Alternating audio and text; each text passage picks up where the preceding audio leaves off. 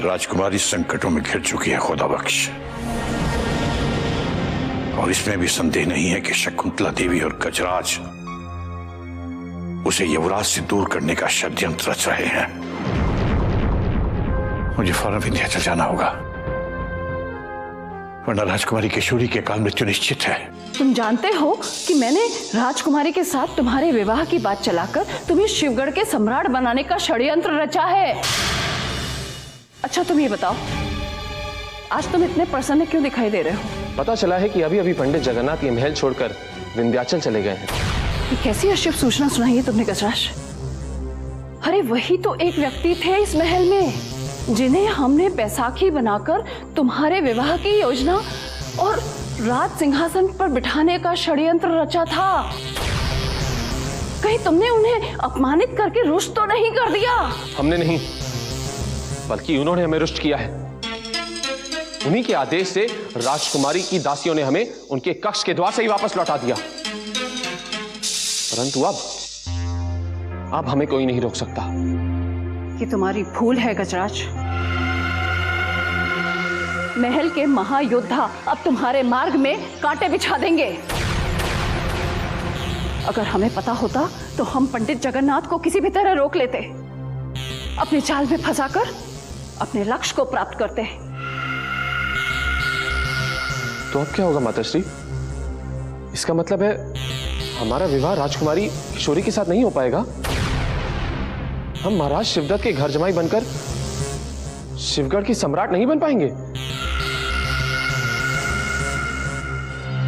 शकुंतला जब कोई षड्यंत्र रचती है तो उसे पूरा करती है। भवानी सिंह और सोमनाथ को हमें वश में करना होगा। महाराज शिवदत्त और पंडित जगन्नाथ के अलावा महल में इन दोनों का राज चलता है। बस तुम्हें राजकुमारी किशोरी का मन जीतना है, उसे अपने वश में करना है। अगर तुमने उसका मन जीत दिया तो ये समझ लो कि हमने बिना लड़े आधा युद्ध जीत लिया।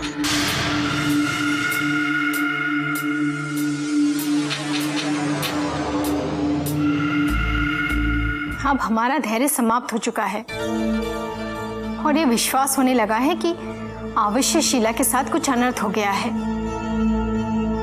अब हम एक पल भी प्रतीक्षा नहीं कर सकते, हमें शीला का पता लगाना ही होगा। मैंने एक और गुप्तचर भेज दिया है राजकुमारी जी, वो शीला का पता लगाकर कभी भी हमारे सामने उपस्थित हो सकता है। नहीं, अब हम किसी पर भरोसा नहीं कर सकते, हमें स्वयं ही शीला का पता लगाना होगा।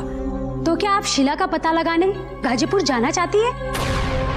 नहीं, हम शीला का पता लगाने गाजीपुर नहीं बल्कि कारागार जाएंगे और विजयगढ़ के बंदी संदेशवाहक से पूछेंगे कि उसे हमारा संदेश मिला या नहीं। यदि उसे संदेश नहीं मिला होगा तो चंगेज का कहाँ सत्य सिद्ध हो जाएगा कि शीला अपनी माँ की मृत्यु का समाचार पाकर गाजीपुर गई है, और हम शीला की ओर से निश्चिंत हो जाएंगे और संदेशवाहक को भगाने की योजना के बारे में अवगत करा के आएंगे। किंतु कारागार में सैनिकों का कड़ा पहरा है और सैनिकों की दृष्टि से आप नहीं बच सकेंगे राजकुमारी जी। हम उसी गुप्त मार्ग से संदेशवाहक तक पहुंचने में सफल हो जाएंगे, किंतु हम हाथ पे हाथ धरे अब नहीं बैठ सकते। जैसी आपकी इच्छा राजकुमारी जी। चलिए, ईश्वर ने चाहा तो हम विजयगढ़ के संदेशवाहक तक पहुंचने में अवश्य सफल हो जाएंगे।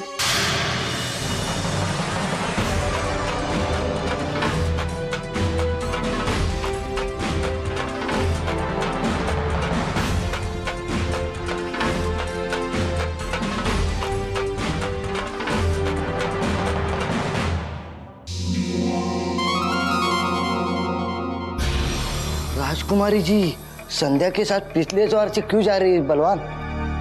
लगता है महल के पिछले द्वार में शाही बाग में सैर करने के लिए जा रही हैं, क्योंकि जब भी वो महल के पिछले द्वार से जाती हैं तब वो शाही बाग में एकांत में जाके बैठती हैं। चलो हम भी चलते हैं और सैर करने का आनंद उठाते हैं, क्योंकि ऐसा अवसर कभी कभी मिलता है। चलो राजकुमारी जी। राजकुमारी जी, यदि हमारा अनुमान सही है तो आप बाग में सैर करने के लिए जा रहे हैं। हाँ, यही समझ लो। तो हमें भी अपने साथ ले चलिए ना राजकुमारी जी। किंतु हाँ राजकुमारी, हम इन्हें भी साथ में ले चलते हैं, क्योंकि जहाँ हम जा रहे हैं वहाँ इनकी आवश्यकता पड़ सकती है। ये दोनों गुप्त कारागार के पहरेदारों का ध्यान भटकाने का काम अवश्य कर सकते हैं, इसलिए इन्हें भी साथ ले जाना ठीक रहेगा। परंतु यहाँ इन्हें सत्य नहीं बताएंगे, क्योंकि इस महल की दीवारों में भी शत्रुओं के कान लगे हैं। हमें भी ले चलिए ना राजकुमारी जी, आप जो कहेंगी हम वही करेंगे, है ना महायोद्धा भीम? हाँ महायोद्धा बलवान। ठीक है, चलो तुम्हें भी साथ ले चलते हैं। चलो।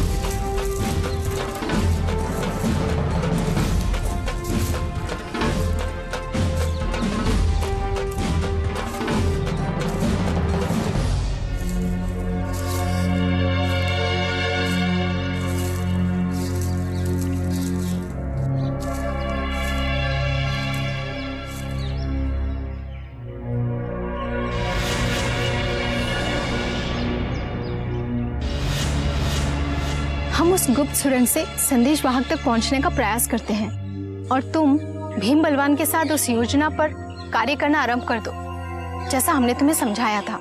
जो आज्ञा राजकुमारी जी, ईश्वर आपकी रक्षा करे। अब तुम जाओ, जैसे ही पहरेदारों का ध्यान भटकेगा हम सुरंग में प्रवेश कर जाएंगे।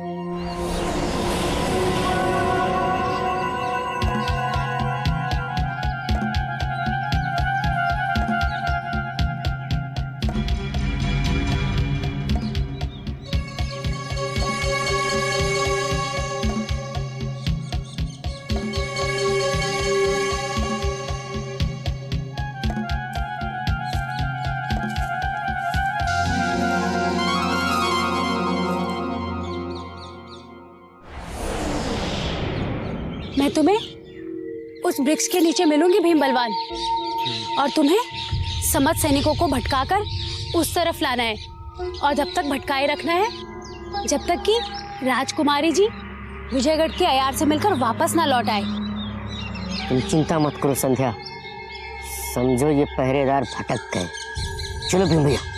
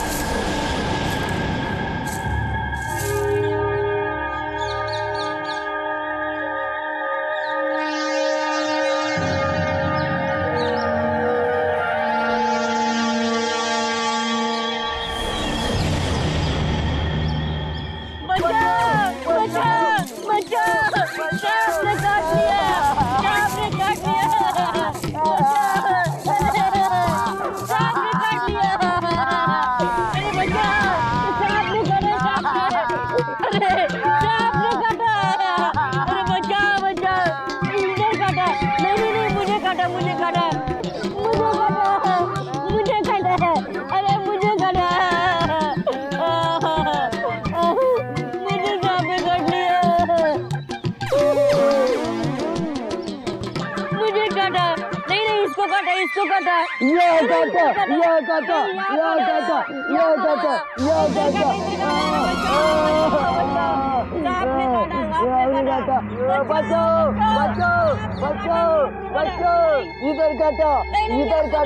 इधर काटा, इधर काटा, इधर काटा, इधर काटा, इधर काटा, इसको काटा, इसको काटा, इसको काटा, इसको काटा, इसको काटा, इसको।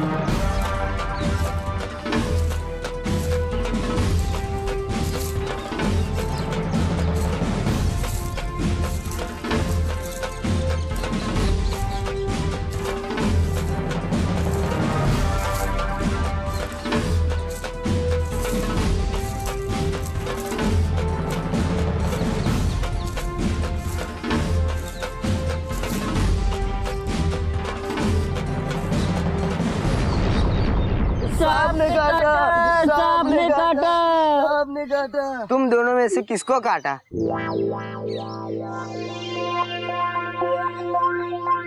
न मुझे काटा न इसे काटा, राजकुमारी की प्रिय दासी है उसे काटा। अरे जल्दी चलो नहीं तो मर जाएगी। चलो चलो चलो चलो चलो।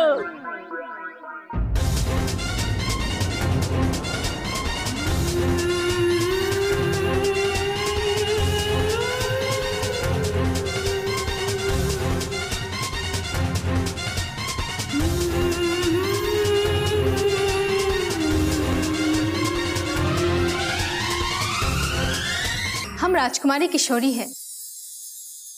प्रणाम राजकुमारी।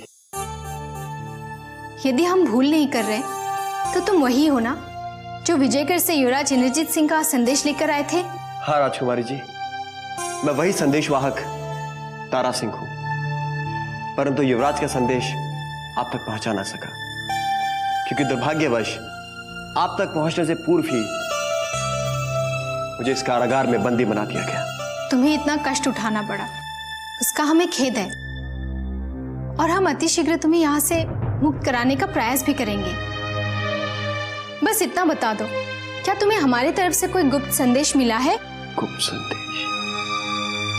नहीं राजकुमारी जी, मुझे आपका कोई भी संदेश नहीं मिल पाया है। अब ये सिद्ध हो गया कि चंगेज ने जो कहा वो सत्य था। शीला इसे संदेश देने से पहले ही अपने गांव चली गई। कल रात तैयार रहना, हमने तुम्हें यहाँ से भगाने की योजना बना ली है। यदि सफलता मिल गई तो हम भी तुम्हारे साथ विजयगढ़ निकल जाएंगे। मुझे आपको विजयगढ़ ले जाने में बहुत खुशी होगी राजकुमारी जी, क्योंकि युवराज इंद्रजीत आपकी याद में बहुत बेचैन है। वो इस कदर आपकी याद में बेचैन है कि उन्होंने ठीक से भोजन करना भी छोड़ दिया है।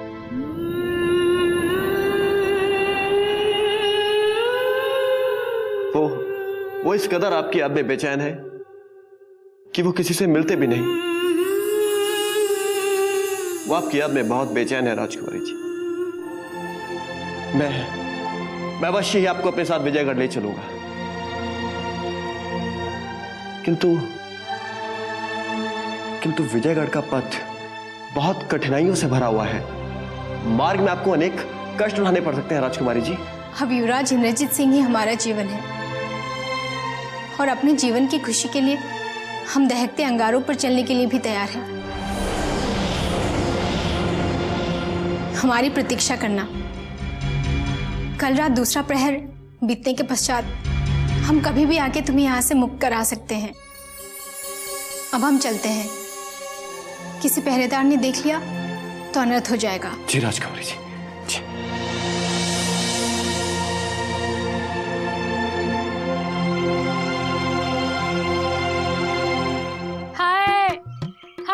मर गई। लगता है काले नाग का विष मेरे हाथ से निकलकर मेरे जिगर में घुस गया हो। राजकुमारी को पता चलेगा तो मेरी याद में बहुत रोएंगी, क्योंकि मैं उनकी सबसे प्रिय सहेली हूँ। हाय! अरे तुम लोगों में कोई ऐसा है जिसकी कलाई से विष को चूस के निकाल सके?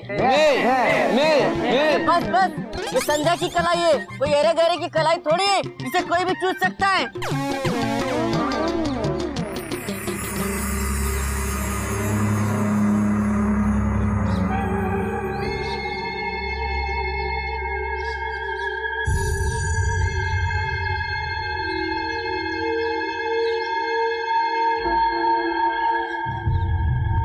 चलो हटो। संध्या की गोरी गोरी कलाई को कोई ऐरे गहरे होठ नहीं छू सकते। मैं खुद निकालती हूँ अपने हाथ का जहर। भीम, बलवान, सारा जहर निकल चुका है। जहर निकल चुका? हाँ, अब कोई खतरा नहीं है। चलो चलो।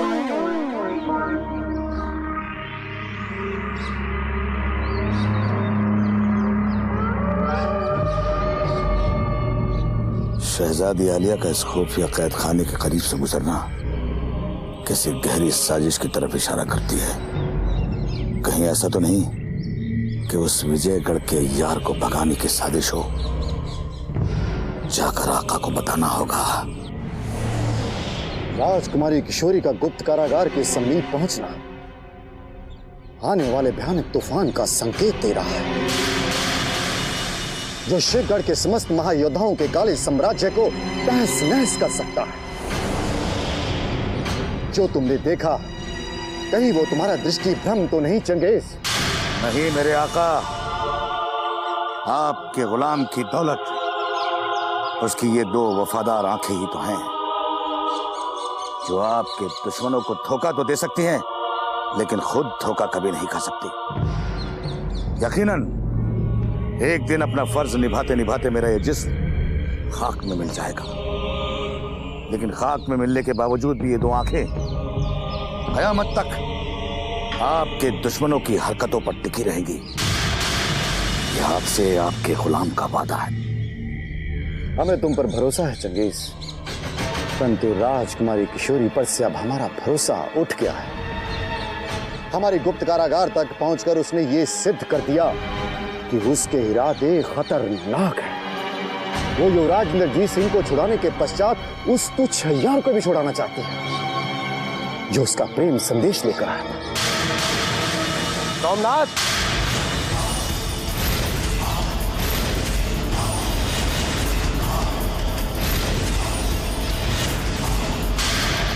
तत्काल ही शीश काटकर फेंक दो विजयगढ़ के तुच्छ हत्यार का, अन्यथा युवराज इंद्रजीत सिंह की तरह वो तुच्छ हत्यार भी भाग निकलेगा और उसके साथ राजकुमारी भी भाग सकती है। हमारे दिल की अंतिम धड़कन तक शिवगढ़ की राजकुमारी और शत्रु की कलंकित धरती पर एक कदम भी नहीं रख सकती। भवानी सिंह, राजकुमारी ने गुप्त कारागार तक पहुंचकर शत्रु युवराज के राज्य की ओर जाने वाली दिशा पर अपना पहला कदम रख दिया है। सोमनाथ, यदि शत्रु के यार को एक क्षण भी जीवित रखने की भूल की सोमनाथ, तो शिवगढ़ के समस्त महायोद्धाओं को सदियों तक पछताना पड़ेगा।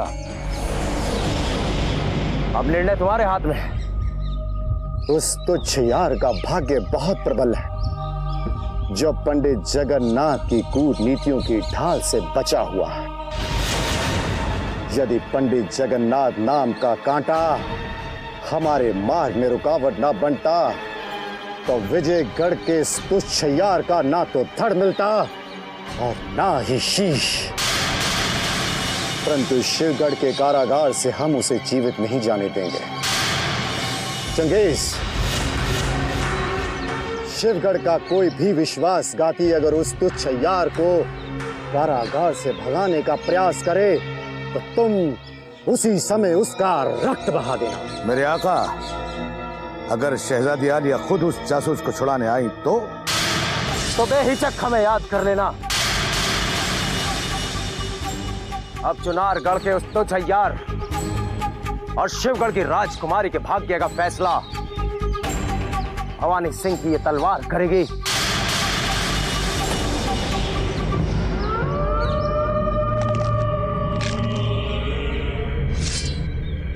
मेरे आका, आपकी मोहब्बत की किस्मत का फैसला करने वाले भवानी सिंह की मौत का वक्त आज ये चंगेज खान मुकर्रर कर सकता है। आप सिर्फ हुक्म करें। भवानी सिंह की मृत्यु का समय तो हम बहुत पहले से ही निश्चित कर चुके हैं चंगेज। भवानी सिंह की मृत्यु फौलाद से बने किसी खंजर से नहीं, बल्कि सियासत की उस तलवार से होगी जो दिखाई दिए बिना ही भवानी सिंह को इस संसार से विदा कर देगी। मतलब भवानी सिंह की रुखसत के बाद शहजादी आलिया मेरे आका की रानी।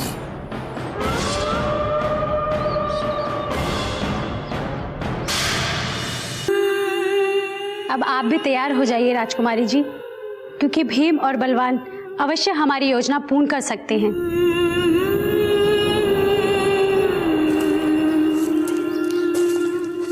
कौन कहता है कि केवल हम नाम के ही भीम बलवान हैं?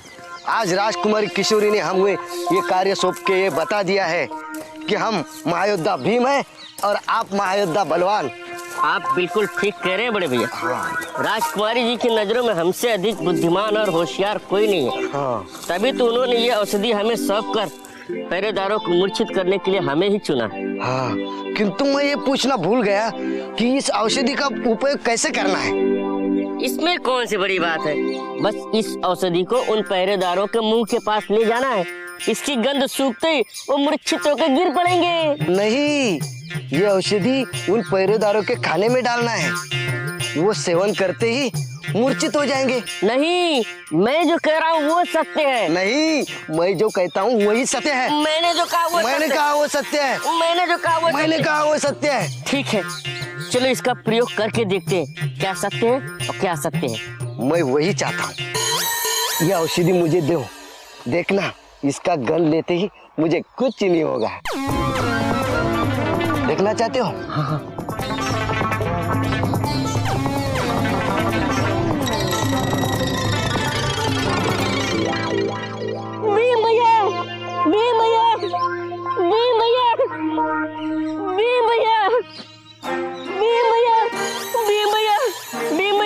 आप मुझे डरा रहे हैं, ये सच में मूर्छित हो गए।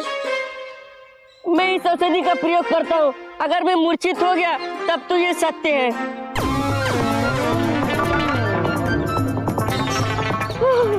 सत्य है, सत्य है, सत्य है।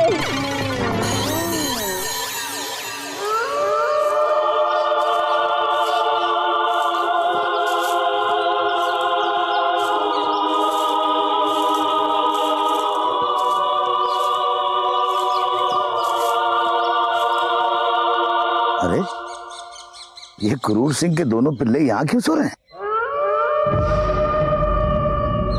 भीम, बलवान, कहीं ऐसा तो नहीं कि ये मर गए, लेकिन इन्हें यहाँ पर मारकर किसने फेंका है?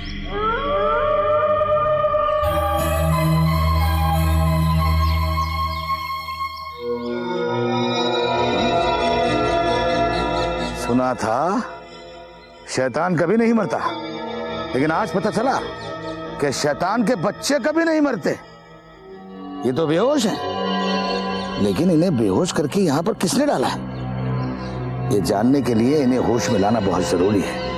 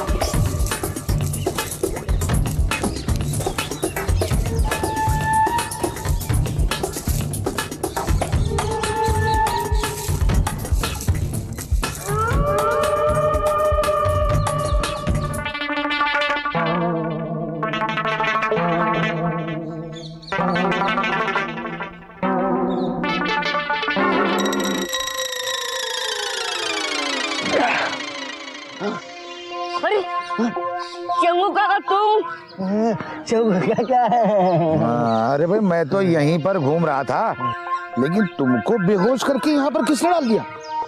अरे हम उस औषधि के कारण मूर्छित हो गए, जिसे राजकुमारी जी ने कारागार के उन पहरेदारों को मूर्छित करने के लिए हमें कहा था, लेकिन इस मूर्ख भीम की वजह से हम स्वयं भी मूर्ख हो गए। मैं तो अपने मूर्खता से मूर्छित हो गया, किंतु तू कैसे मूर्छित हो गया? तेरी वजह से। तेरी वजह से। तेरी वजह से। तेरी वजह से। रे अच्छे बच्चे लड़ते नहीं हैं मेरे बच्चों। मुझे ये बताओ कि शहजादी आलिया ने तुम्हें खुफिया कैदखाने के सिपाहियों को क्यों मारने भेजा था? अरे उस विजयगढ़ के अय्यार को भगाने के लिए, जिसे आप मारना चाहते हो, और क्या?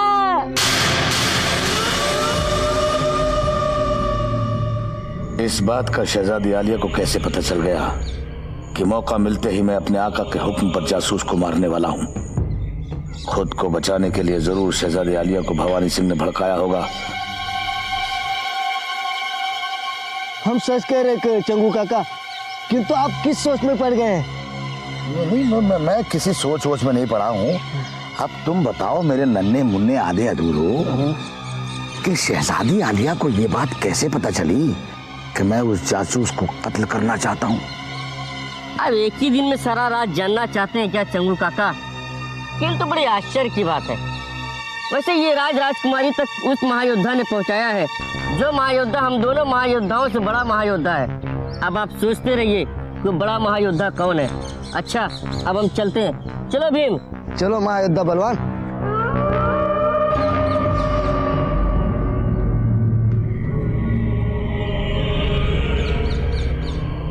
अब मेरा शक यकीन में बदल गया कि ये दोहरी चाल भवानी सिंह की है। भवानी सिंह चाहता है कि मेरे आका शहजादी आलिया की नजरों से गिर जाएं। लेकिन भवानी सिंह, मैं तुम्हें तुम्हारे मकसद में कामयाब नहीं होने दूंगा। आज चंगेज खान खुद से यह वादा करता है कि वो तुम्हारी कब्र शिवगढ़ से बहुत दूर दुश्मन की सरहद पर बनाएगा।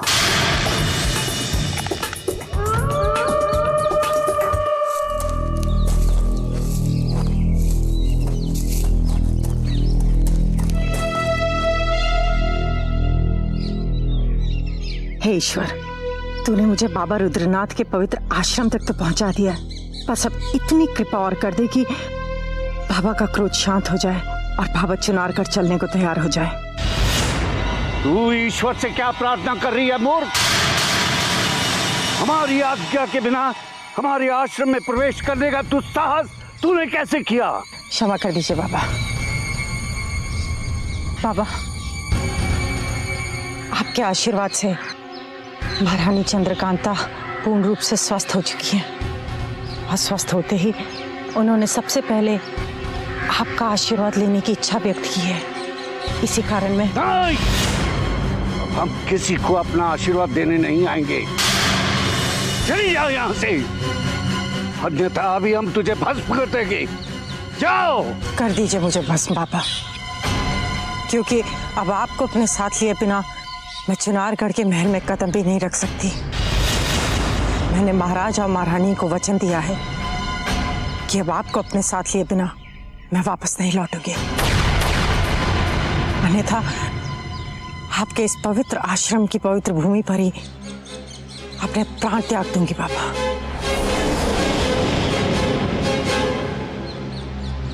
महल में बुलाकर तू फिर से एक बार बाबा रुद्रनाथ को अपमानित करवाना चाहती है? क्या तू भूल गई कि वीरेंद्र सिंह और चंद्रकांता के पुत्र ने बाबा रुद्रनाथ का घोर अपमान किया था? क्षमा कर दीजिए बाबा, किंतु युवराज इंद्रजीत सिंह अभी चुनारगढ़ नहीं पधारे हैं, क्योंकि महारानी चंद्रकांता जब तक आपके दर्शन नहीं कर लेंगी, उन्होंने अपने दोनों सुपुत्रों के मुख ना देखने का संकल्प किया है। तो जा कह दे अपनी महारानी से बाबा रुद्रनाथ अब नहीं पधारेंगे। अब खड़े खड़े मुंह क्या देख रही है? जा। बाबा, बाबा, हम आपको साथ लिए बिना मैं नहीं जा सकती। आप अति शीघ्र इसी समय मुझे जलाकर भस्म कर दीजिए, ताकि मैं भस्म होकर आपके इस आश्रम में हमेशा हमेशा के लिए इस पवित्र मिट्टी में बिखर जाऊं और आपके चरणों में पड़ी रहूं। ओम शांति ओम शांति। तेरे इस निस्वार्थ हट और त्याग की भावना ने हमें महारानी चंद्रकांता को आशीर्वाद देने और अपना वचन तोड़ने पर विवश कर दिया है। परंतु चुनारगढ़ महल पहुंचने के पश्चात हमें भी चंद्रकांता से एक वचन लेना होगा। अब जा, तुरंत चली जा यहाँ से। हम किसी भी समय चुनारगढ़ के महल में पधार सकते हैं। जी बाबा। शांति शांति।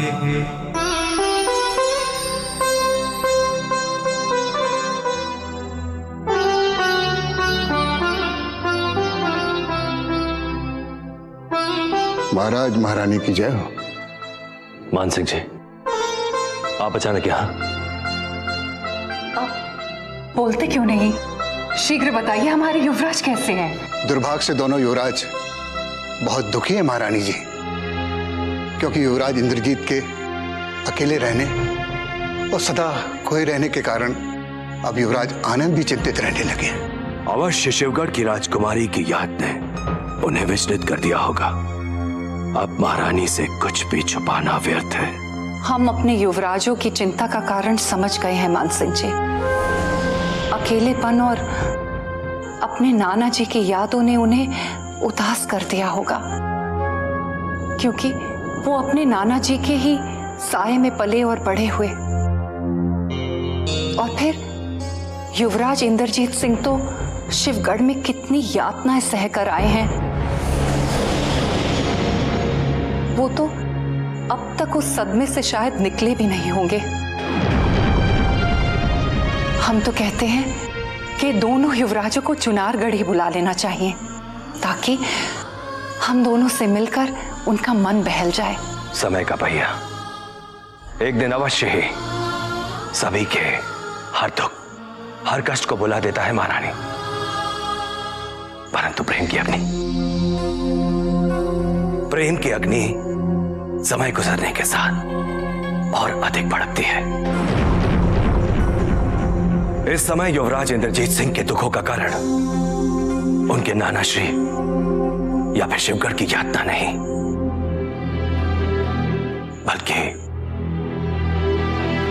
बल्कि शिवगढ़ की वो राजकुमारी है जिससे वो प्रेम करने लगे हैं महारानी।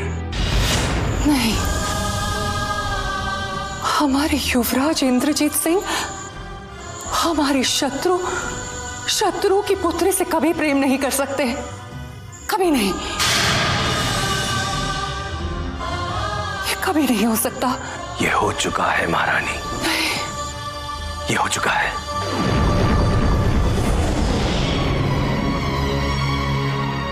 जब पहली बार हमें इस विष भरे प्रेम का पता चला था, तो आप ही की तरह हमें भी इस सत्य पर विश्वास नहीं हुआ था। परंतु सत्य यही है महारानी की शिवगढ़ की राजकुमारी से हमारे युवराज इंद्रजीत सिंह को प्रेम हो गया है, और ये सत्य हमने आपसे छुपा कर रखा था। महाराज ने जो कहा वही सत्य है महारानी जी, क्योंकि आपके बिगड़े हुए स्वास्थ्य के कारण हमें यह सत्य छुपाना पड़ा। अब तो युवराज इंद्रजीत शिवगढ़ की राजकुमारी के प्रेम में अपने आप को ही भूल गए हैं। वो सदा राजकुमारी की याद में खोए रहते हैं, और महल में अकेले रहने के कारण वो सदा उस पायल को देखते रहते हैं जो उनकी प्रेम की निशानी है।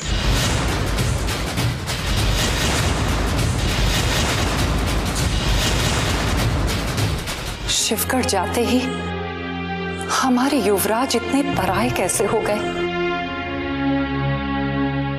जिसके प्रेम में उन्होंने हमारा दिल दुखाया है, क्या वो ये नहीं जानते कि वो हमारे सबसे बड़े शत्रु की पुत्री है,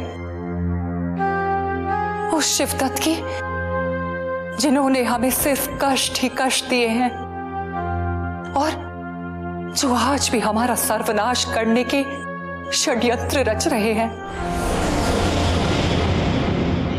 क्या वो भूल गए कि उनके प्रेम की नैया कभी पार नहीं लग पाएगी? और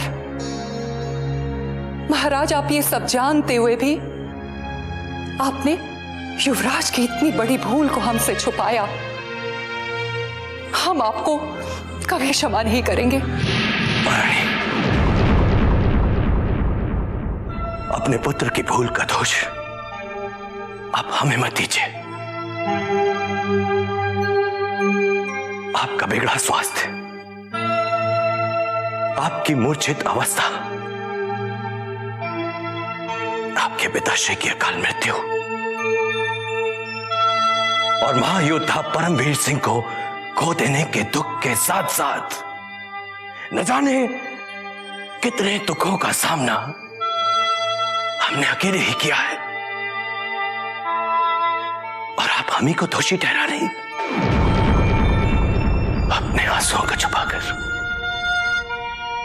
हम दूसरों के आंसू पोंछते रहे। जिसका हमें यह बल मिला, हम अपने आंसुओं को पीकर अपने दुर्भाग्य से लड़ते रहे। रानी, आज आपके इस व्यवहार ने हमारी आंखों से आंसुओं को झलका ही दिया, झलका ही दिया।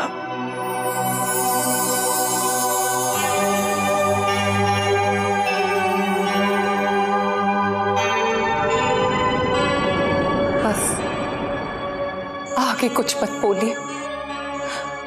जाने अनजाने में जो हमने आपका दिल दुखाया है, उसके लिए हमें क्षमा कर दीजिए। क्षमा मांगकर हमें लज्जित मत कीजिए महारानी। बस इतना समझ लीजिए कि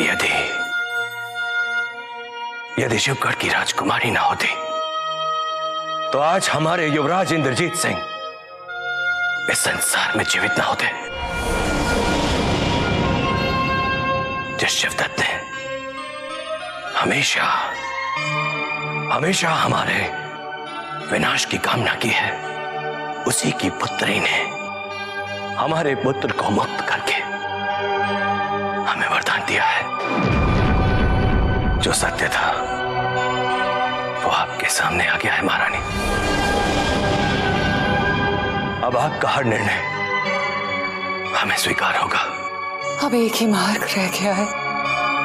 बाबा रुद्रनाथ के आते ही हम उनका आशीर्वाद लेकर विजयगढ़ की ओर प्रस्थान कर जाएंगे और दोनों युवराजों को साथ लेकर वापस चुनारगढ़ लौट आएंगे। यदि भाग्य प्रबल रहा तो बाबा रुद्रनाथ आपको आशीर्वाद देने महल में अवश्य बता देंगे, क्योंकि उनको रुष्ट करने का कारण भी युवराज इंद्रजीत सिंह का प्रेम ही है। चाहे बाबा रुद्रनाथ कितने भी रुष्ट हो जाएं, किंतु वो अपनी धर्म पुत्री का आग्रह कभी नहीं टालेंगे, कभी नहीं। आप स्वयं को दोषी मत समझिए महाराज। ईश्वर की कृपा से सब ठीक हो जाएगा। अब हमें आज्ञा दीजिए। मान सिंह जी, संग्राम सिंह से कहिएगा कि वो हमारे दोनों युवराजों का ध्यान रखे, क्योंकि महारानी चंद्रकांता कभी भी अपने युवराज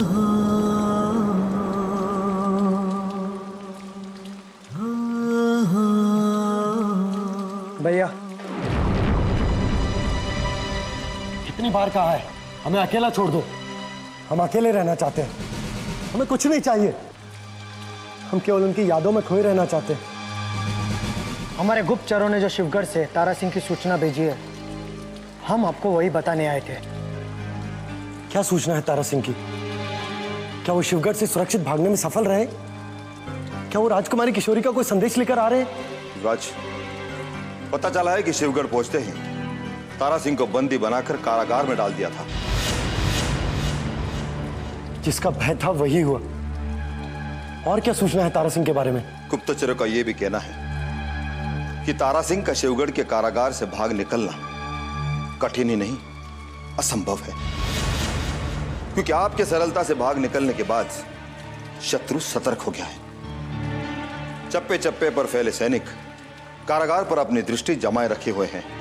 हमें लगता है कि अब तारा सिंह का बचना संभव नहीं, क्योंकि शिवगढ़ से आपके निकल जाने का क्रोध और राजकुमारी किशोरी के नाम लिखा आपका संदेश पत्र शत्रुओं के हाथों तारा सिंह की मृत्यु का कारण बन सकता है। नहीं, राजकुमारी किशोरी के होते हुए अनर्थ कभी नहीं हो सकता। जिस प्रकार उन्होंने हमें मुक्त कराया था, उसी प्रकार तारा सिंह को मुक्त कराने का प्रयास वो अवश्य करेंगी। युवराज, ये आपकी भूल है, क्योंकि अब स्थितियां बदल चुकी है। आपका संदेश पत्र जब्त करने के पश्चात राजकुमारी की आजादी पर भी अंकुश लगा दिया होगा। अब हमें तो लगता है कि उस तारा सिंह की मृत्यु होने वाली है। अब संसार की कोई भी शक्ति उसे बचा नहीं सकती। नहीं, हमारे होते हुए तारा सिंह को एक खरोंच भी नहीं आ सकती। हम शिवगढ़ वापस जाएंगे, तारा सिंह को मुक्त कराकर अपने राज्य वापस ले आएंगे और साथ साथ उन शिवगढ़ के कायर शत्रुओं को यह भी बता देंगे कि युवराज के साथी को बंदी बनाना मृत्यु को बुलाने के समान है। महारानी चंद्रकांता की विजयगढ़ जाने की पूरी तैयारियां हो चुकी हैं पद्मिनी, परंतु बाबा रुद्रनाथ अभी तक इस महल में नहीं आए। पद्मिनी, क्या तुम्हें लगता है कि बाबा रुद्रनाथ वापस इस महल में आएंगे? अवश्य आएंगे तेज सिंह, और इस बात की मुझे आशा ही नहीं बल्कि पूरा विश्वास है, क्योंकि उन्होंने मुझे वचन दिया। परंतु इससे पहले भी तो बाबा ने वचन दिया था कि वो इस महल में कभी नहीं आएंगे। तो क्या वो तुम्हारे वचन को निभाने के लिए अपना पहला वचन तोड़ देंगे? बिल्कुल तोड़ेंगे तेज सिंह, क्योंकि ये वचन उन्होंने उस महारानी को आशीर्वाद देने के लिए किया है जिसे वो अपनी धर्मपुत्री मानते हैं, और सारा संसार जानता है कि बाबा रुद्रनाथ अपनी धर्मपुत्री के लिए कुछ भी कर सकते हैं। अगर ऐसा है तो इससे अधिक प्रसन्नता का विषय और कुछ नहीं हो सकता। मुझे लगता है हमें यह शुभ संदेश महाराज तक पहुंचा देना चाहिए ताकि उनकी चिंता भी कुछ कम हो सके। हाँ हाँ बिल्कुल। आओ पद्मिनी। चलो।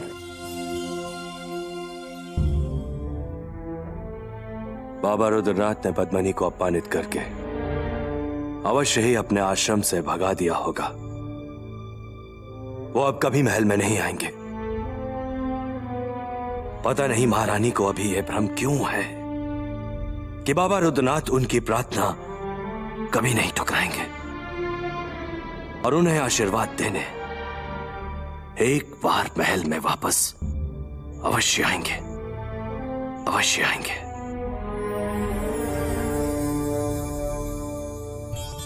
प्रणाम महाराज। ईश्वर ने हमारी प्रार्थना सुन ली महाराज। पद्मिनी का बाबा रुद्रनाथ के आश्रम जाना सफल रहा।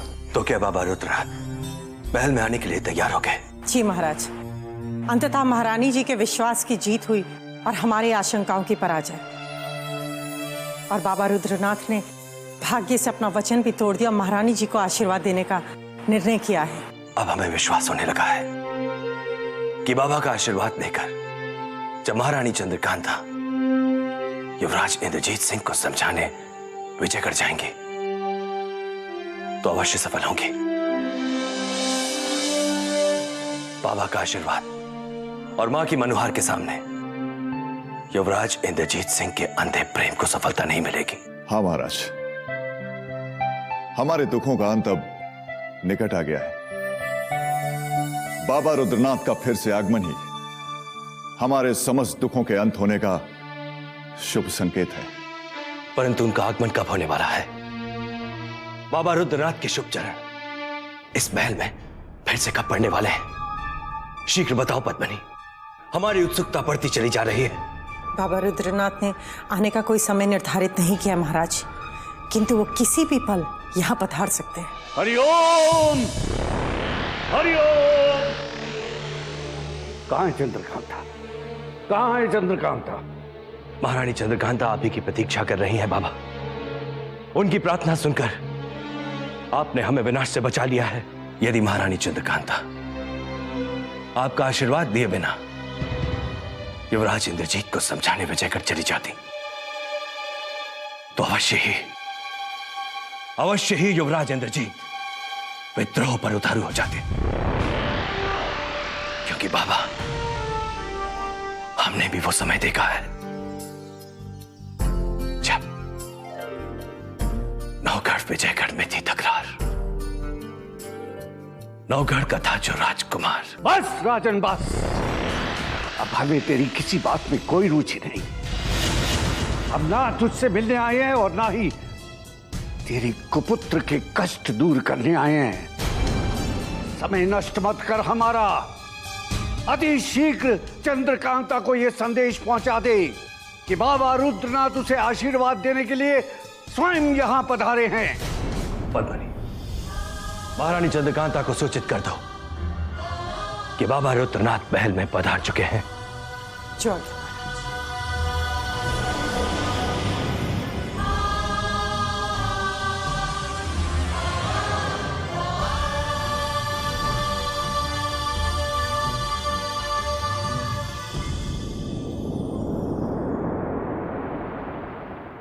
महारानी जी की जय हो। क्या बात है, आज तुम बहुत प्रसन्न लग रही हो। क्या कोई शुभ समाचार है? चमत्कार हो गया। आशा के विपरीत उस देवता का आगमन हो गया जो अचानक हमसे रुष्ट होकर चले गए थे। क्या क्या बाबा रुद्रनाथ महल आ गए हैं? जी महारानी जी,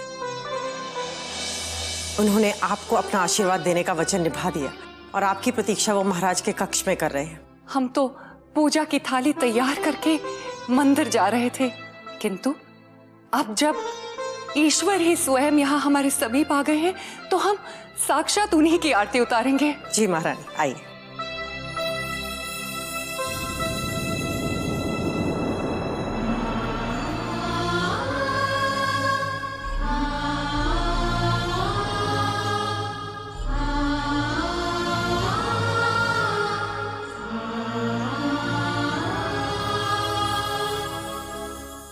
प्रणाम बाबा।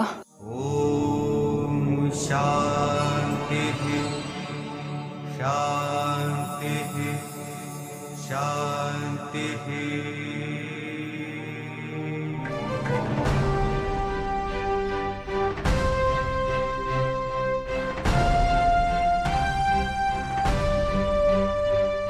आपके दर्शन करके हम धन्य हो गए बाबा।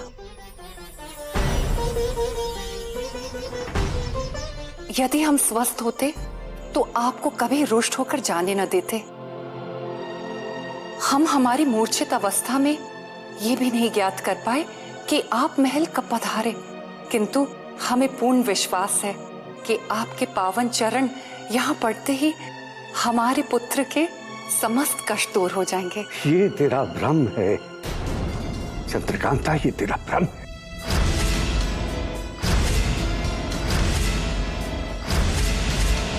हम तेरे पुत्र को कष्टों से निकालने आए थे, परंतु उसने हमें अपमानित करके स्वयं कष्टों को अपनी तरफ बुला लिया। अब तुम देखना कि उसे अपमान, तिरस्कार और ठोकरों के अतिरिक्त कुछ नहीं प्राप्त होगा। अरे जिस राजकुमारी के लिए उसने बाबा रुद्रनाथ का तिरस्कार किया है, वो राजकुमारी बहुत दूर निकल जाएगी। अब तेरा पुत्र सबके पतन का कारण बन जाएगा, सबके पतन का कारण।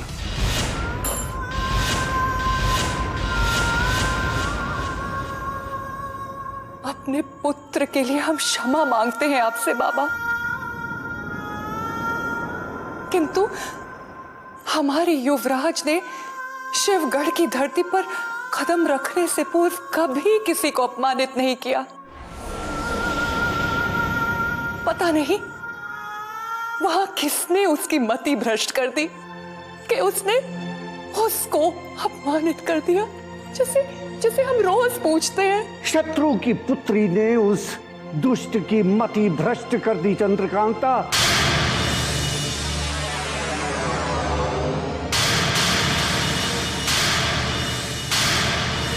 उसका भविष्य अंधकार में होगा।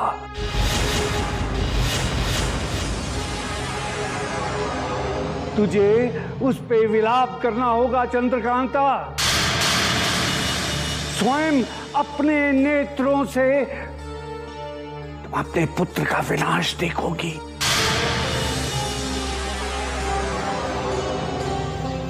विनाश देखोगी।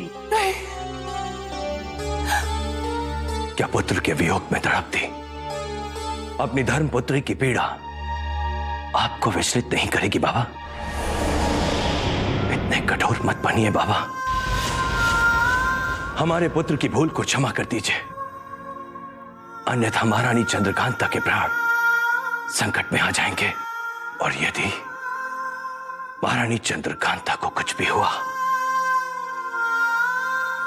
तो सब कुछ समाप्त हो जाएगा, सब कुछ। महाराज की प्रार्थना सुन लीजिए बाबा। हमारे युवराज को क्षमा कर दीजिए। शिवगढ़ में उन्होंने न जाने कितने ही कष्ट सहे हैं बाबा, उन पर दया कीजिए।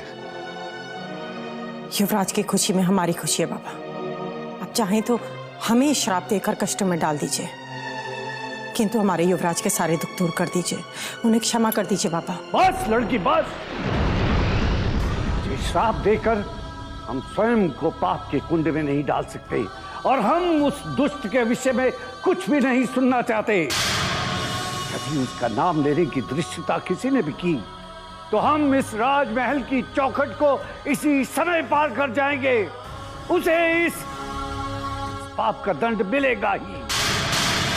संसार की कोई भी शक्ति इस अटल सत्य को नहीं मिटा सकती। अब चाहे कुछ भी हो जाए, हम अपनी जान पर खेलकर तारा सिंह को बचाएंगे और किशोरी को अपने साथ लेकर आएंगे। आनंद, तुम हमें देख के इतना चौंक क्यों गए भैया? कहाँ जा रहे हो? हम शिवगढ़ जा रहे हैं तारा सिंह को छुड़ाने। शिवगढ़ तो क्या, आप इस महल के बाहर एक कदम भी नहीं रख सकते। हट जाओ हमारे सामने से आनंद। अब हमें तुम तो क्या, संग्राम सिंह जी और मान सिंह जी भी नहीं रोक सकते। कहीं आप पागल तो नहीं हो गए?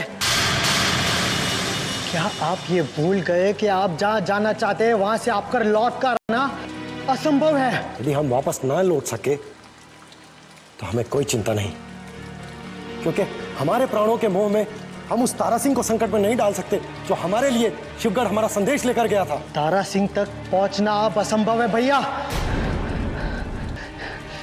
शिवगढ़ के कारागार तक पहुंचने से पूर्व शत्रु आपको बंदी बना लेंगे। यदि हमारे भाग्य में दोबारा बंदी बनना लिखा है तो उसे कोई नहीं टाल सकता। परंतु हम इस तरह हाथ पर हाथ धरे तारा सिंह के आने का इंतजार नहीं कर सकते। हमें जाने दो। आप यहां से अकेले नहीं जा सकते। यदि आपको जाना ही है तो हम भी आपके साथ चलेंगे, ताकि आप पर आने वाला हर एक संकट और हर एक कष्ट में हम बराबर के हिस्सेदार रहे। नहीं, हम हमारी भूल का दंड में नहीं भुगतने देंगे। अब हट जाओ हमारे सामने से। यदि देर हुई तो तारा सिंह को हमें खोना पड़ सकता है। नहीं, इस कक्ष से बाहर जाने से पूर्व आपको हमारे शव के ऊपर से जाना होगा। हट जाओ आनंद। मान सिंह जी, संग्राम सिंह जी रोको, भैया को रोको। संग्राम सिंह जी, संग्राम सिंह जी, युवराज आनंद। संग्राम सिंह जी। क्या हुआ युवराज आनंद? वो भैया। क्या हुआ उन्हें? आप कुछ बोलते क्यों नहीं हो? भैया महल में नहीं है, वो अभी अभी महल से बाहर निकले शिवगढ़ जाने के लिए। रोके उन्हें, संग्राम सिंह जी रोकिए। आप घबराइए मत, हम उन्हें ज्यादा दूर नहीं जाने देंगे। चुनारगढ़ से मान सिंह जी आ गए हैं, हम उन्हें साथ लेकर निकलते हैं। आप यही प्रतीक्षा कीजिए, हम युवराज को लेकर महल लौटेंगे। नहीं नहीं, हम भी आपके साथ चलेंगे। यदि भैया वापस नहीं लौटे तो हम भी वापस नहीं आएंगे। ठीक है युवराज, चलो चलो सैनिकों।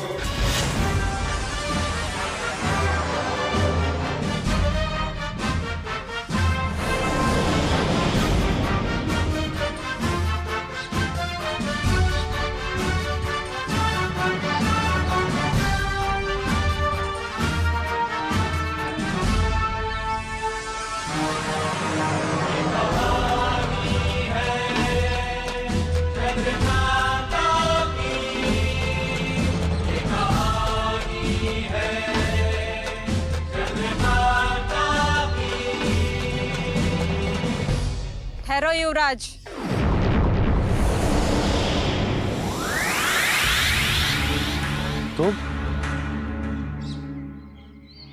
तुम शिवगढ़ से यहाँ हमारे राज्य की सीमा में भी चली आई। तुम्हारी सहायता के लिए मुझे यहाँ आना पड़ा युवराज। परंतु जब हम तुमसे शिवगढ़ में मिले थे तो तुमने ये निर्णय किया था कि तुम हमारी कभी सहायता नहीं करोगी।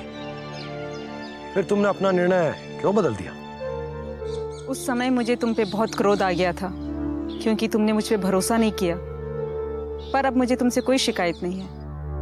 तो अब हमसे क्या चाहती हो? एक आत्मा को तुम क्या दे सकते हो युवराज? मैं तो सिर्फ इतना कहने आई हूँ, जिस तारा सिंह को तुमने शिवगढ़ भेजा है उसके साथ शिवगढ़ की राजकुमारी ने भी विजयगढ़ आने की तैयारी कर ली है। ये कैसे हो सकता है? तारा सिंह तो शिवगढ़ के कारागार में बंदी है। किशोरी ने तारा सिंह की मुक्ति की योजना बना ली है युवराज, किंतु किशोरी ने शिवगढ़ के महायोद्धाओं को शत्रु भी बना लिया है। अब किसी भी समय किशोरी पर आक्रमण हो सकता है युवराज। कौन है वो कायर जिसकी मृत्यु हमारी तलवार से लिखी है? भवानी सिंह। भैया,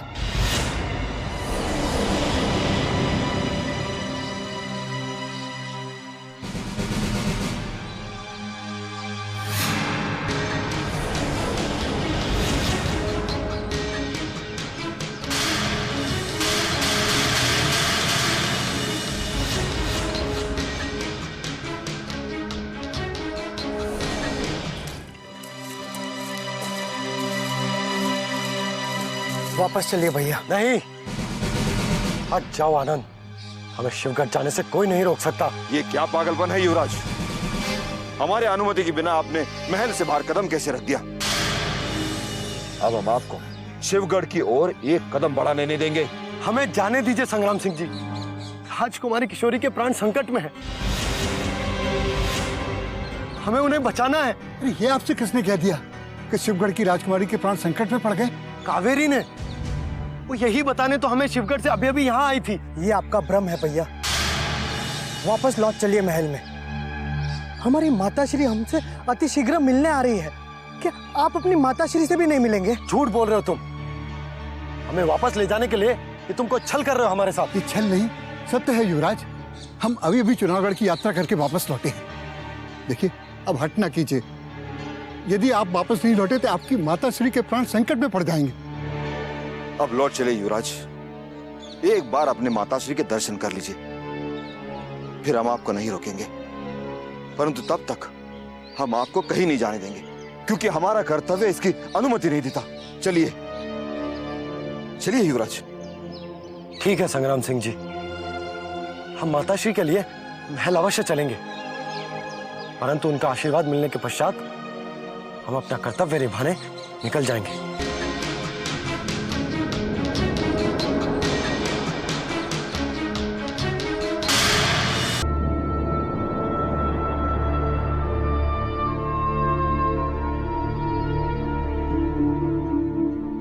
प्रणाम बाबा।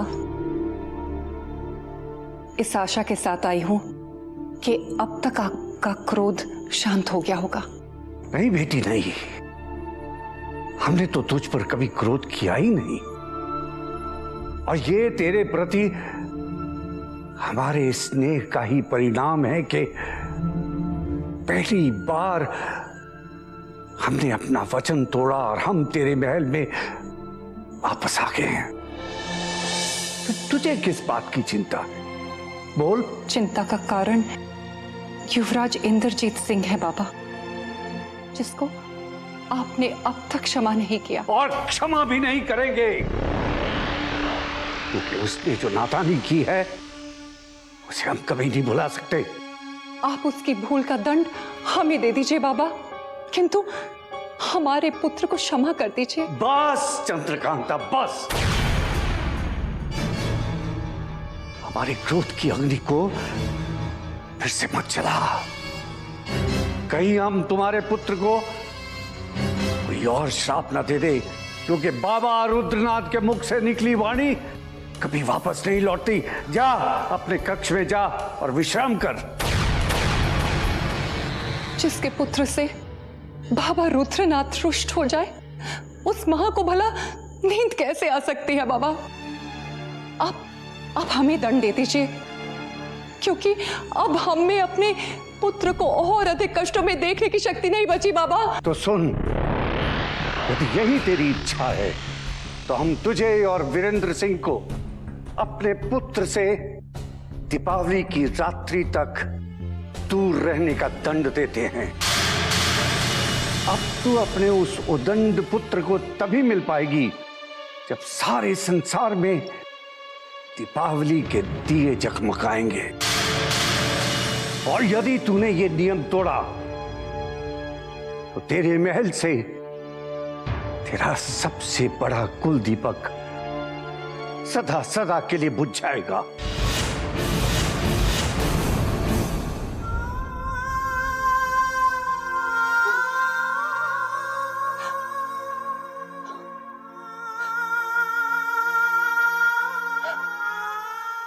इतना बड़ा श्राप मत दीजिए बाबा।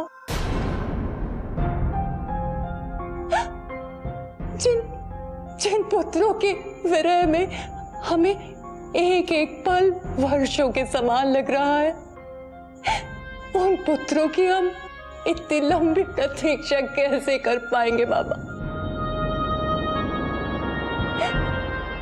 आप चाहे तो हमें मृत्यु दंड दे दीजिए, किंतु अपनी ममता से दूर इतने लंबे समय तक रहने का दंड ना दीजिए बाबा। दंड तो तुझे भी भुगतना होगा चंद्रकांता, क्योंकि दुर्भाग्य से तू उस उदंड की माता है। और जाके कह दे वीरेंद्र सिंह से कि तेरे साथ साथ वो भी अपने पुत्र से ना मिलने का ना संपर्क करने का प्रयास करें, अन्यथा इस राजमहल में सदा सदा के लिए अंधकार फैल जाएगा।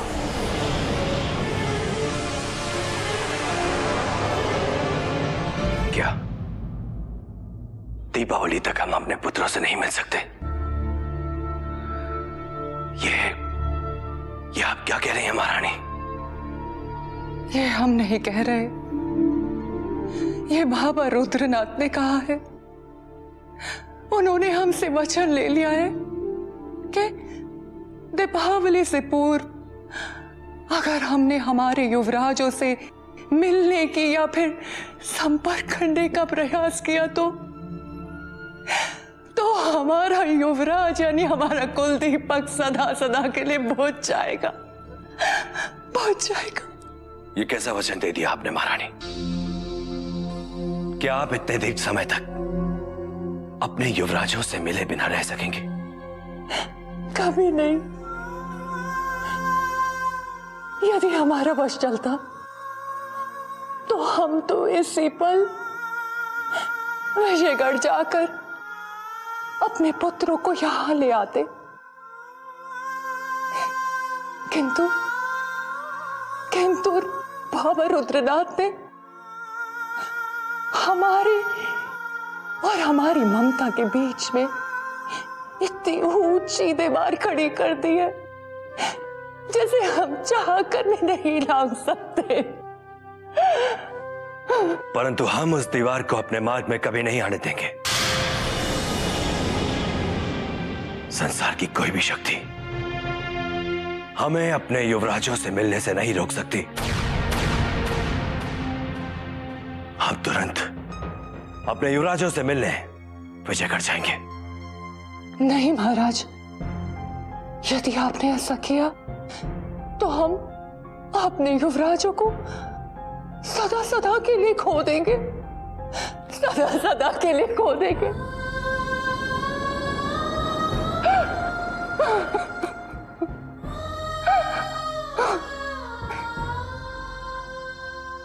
अब ना हम विजयगढ़ जा सकते हैं और ना उन्हें चुनाड़ कर बुला सकते हैं। हम उस भंवर में फंस गए हैं जिसमें से हम बाबा रुद्रनाथ की इच्छा के बिना नहीं निकल सकते। ये नियति ने कैसा खेल खेला है, ना हम चैन से जी सकते हैं ना चैन से मर सकते हैं।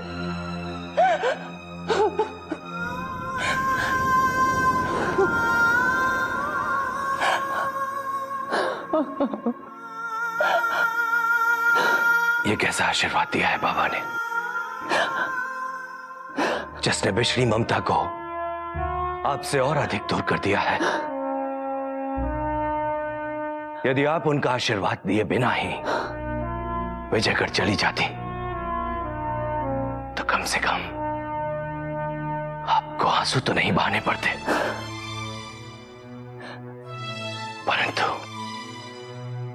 परंतु जिन पुत्रों को इतने दुख और कष्टों के बाद हमने एक बार फिर से पाया है, अब हम एक क्षण के लिए भी उन्हें अपने आप से दूर नहीं कर सकते।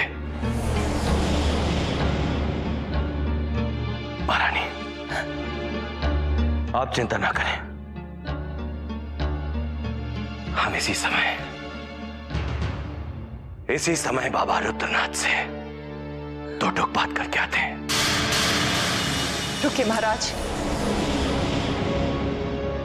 यदि उनको और अधिक क्रोध आ गया तो पता नहीं वो क्या नया श्राप दे देंगे।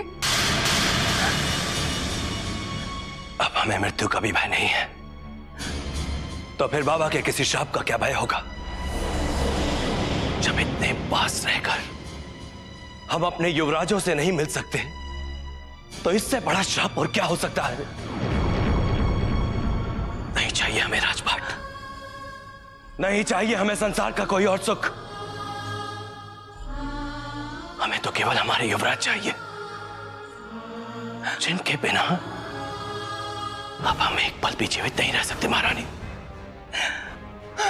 जाने दीजिए हमें, मत रोकिए हमें,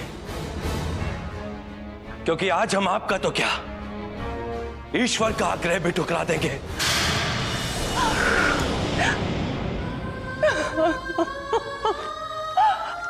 हे ईश्वर, ये क्या हो रहा है? उनको संभालिए ईश्वर, उनको रोक लीजिए, वरना आज कोई घोर अनर्थ हो जाएगा। हम क्या करें? हम क्या करें?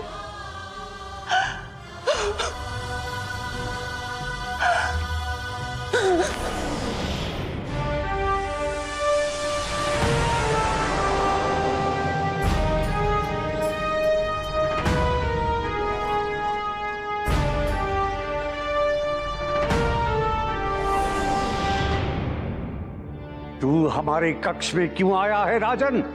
और तेरे मुख पर ये उदासी क्यों छाई है? बाबा रुद्रनाथ के वापस तेरे महल में लौट कर आने से तुझे कोई प्रसन्नता नहीं हुई? बाबा रुद्रनाथ, अपने ईश्वर को सामने देखकर भला किसे प्रसन्नता नहीं होगी, परंतु इतने दीर्घ समय तक आपने हमें हमारे युवराजों से मिलने के लिए क्यों रोका? ये उस अपमान का दंड है जो उसने विजयगढ़ में हमारा किया था। किंतु युवराज की भूल का दंड हमें क्यों दिया जा रहा है बाबा? हमें युवराजों से मिले हुए कितने बरस हो गए, और रानी चंद्रकांता तो इसी आस पर जीवित है कि अति शीघ्र उन्हें उनके पिछले लाल मिल जाएंगे। क्या तू चाहता है कि हम अपने आश्रम वापस चले जाएं?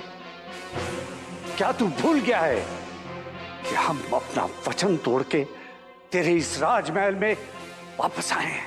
वचन तोड़कर आपने हम पर जो उपकार किया है, जो त्याग किया है, उसे हम मृत्यु के पश्चात भी नहीं भूलेंगे बाबा। परंतु एक उपकार हम पर और कर दीजिए। एक मां को उसके बिछड़े हुए पुत्रों से मिलने की अनुमति दे दीजिए, क्योंकि बाबा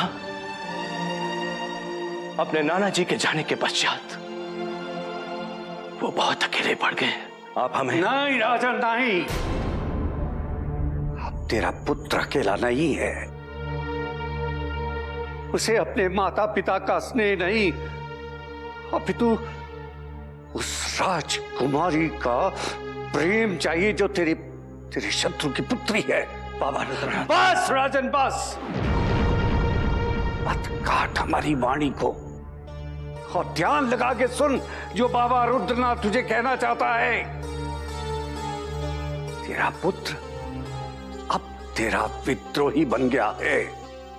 शिवगढ़ की राजकुमारी के प्रेम में इतना अंधा हो गया है कि उसने सब कुछ खो दिया है। अरे अब तू तो क्या, आकाश के देवता भी उसे नहीं समझा पाएंगे। अब तुझे और महारानी चंद्रकांता को उससे मिलने का मोह त्यागना होगा।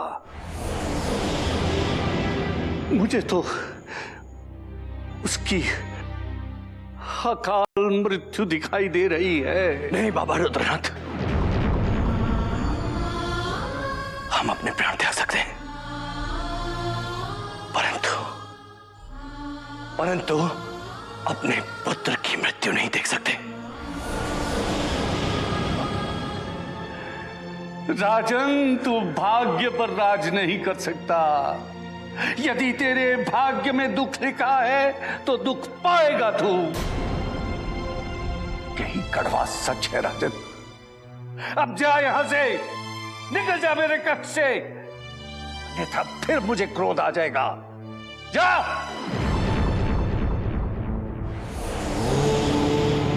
शांति शांति शांति।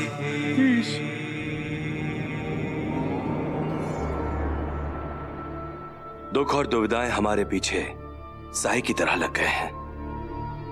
सत्य बताने का साहस नहीं होता रानी चंद्रकांता से, किंतु अब असत्य का सहारा लेकर उन्हें भ्रमित भी नहीं कर सकते। महाराज अभी तक आए क्यों नहीं? क्रोधित होकर कहीं उन्होंने बाबा रुद्रनाथ को रुष्ट तो नहीं कर दिया? यदि वो फिर से रुष्ट होकर चले गए तो इस संसार में कोई हमारा न होगा। हे ईश्वर, हमारी रक्षा करना, अब और परीक्षा मत लेना।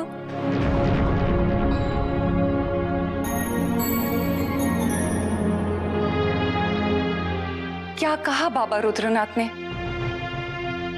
कहीं आपके आवेश ने उनको फिर से आश्रम जाने के लिए विवश तो नहीं कर दिया? आप खामोश क्यों हैं? कुछ बोलते क्यों नहीं? बाबा रुद्रनाथ महल छोड़ के नहीं गए हैं महारानी। सब कुछ होते हुए भी हमारे पास कुछ नहीं बचा है। ये महल, ये विशाल राज्य, ये चौबारे, अकून धन दौलत सब व्यर्थ हो गए। इतने निराश क्यों हो रहे हैं आप? ऐसा बाबा रुद्रनाथ ने आपसे क्या कह दिया जो क्षण भर में आप अपना पूरा का पूरा आत्मविश्वास खो बैठे?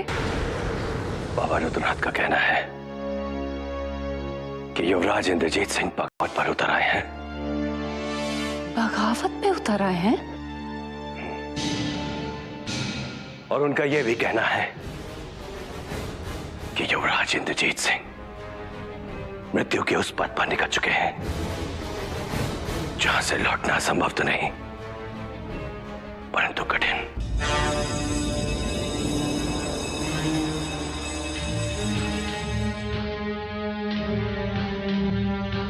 महाराज,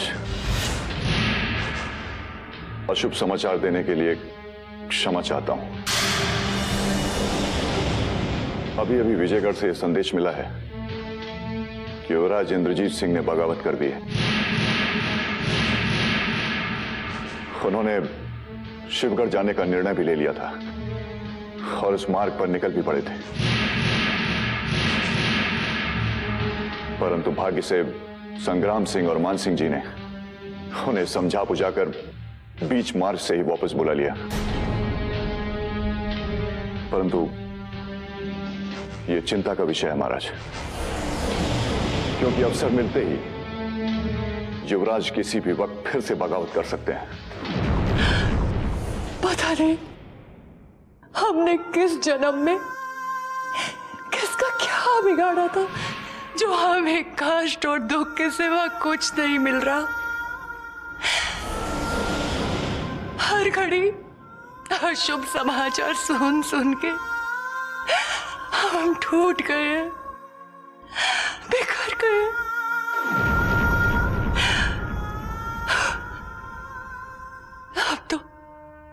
अब तो सांस लेना भी दुर्लभ हो गया है। हम जीना नहीं चाहते। महाराज, हमें मृत्यु चाहिए, मृत्यु। मृत्यु आपकी नहीं, मृत्यु अब उन शत्रुओं की होगी जिन्होंने हमें इतने कष्टों में डाला है। तेज सिंह, आप तुरंत विजयगढ़ जाकर संग्राम सिंह और मान सिंह के साथ मिलकर युवराज इंद्रजीत सिंह पर दृष्टि जमाए रखिए। और यदि आप सबके रहते युवराज इंद्रजीत सिंह ने अब शिवगढ़ की तरफ एक कदम भी बढ़ाया तो आप सबकी स्वामी भक्ति पर से हमारा विश्वास सदा सदा के लिए उठ जाएगा। हम आपको विश्वास दिलाते हैं महाराज। आपके विश्वास को हम कभी ठेस नहीं पहुंचने देंगे महाराज, और आपके आदेश का मृत्यु आने तक पालन करेंगे। अब हम हमारे दोनों युवराजों का मुक्ता भी देखेंगे जब बाबा रुद्रनाथ जाएंगे। दीपावली से पहले हम उन्हें कभी याद नहीं करेंगे। ये हमारा प्रण है। नहीं महाराज, ये आप कैसे कह सकते हैं? महारानी चंद्रकांता, हमारे निर्णय को अब संसार की कोई शक्ति नहीं बदल सकती। आपको सीने में पत्थर रखकर यह लंबी प्रतीक्षा करनी ही होगी। ये बाबा रुद्रनाथ की इच्छा है और जिसका पालन हमें हर हाल में करना होगा। तेज सिंह, युवराज आनंद और युवराज इंद्रजीत की सुरक्षा अब तुम्हारे संग्राम सिंह और मान सिंह के भरोसे है। हमारी अनुपस्थिति में